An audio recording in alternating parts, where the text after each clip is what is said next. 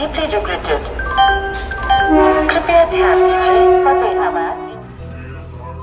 அந்த அறிவிப்பால் அன்ப தருவாள் சின்ன அறிவிப்பும் இன்று சுடுவாள் நீயும் தும்மிடி தும்மிடி ஆயுசு நூறாக என் உயிர் உன்னோட பத்திர சொத்தாக என் பார்வை உன்னோடு உன் பொம்மை கண்ணோடு பேசாமல் விண்ணோடு நாம் மிதந்து போவோம் காதா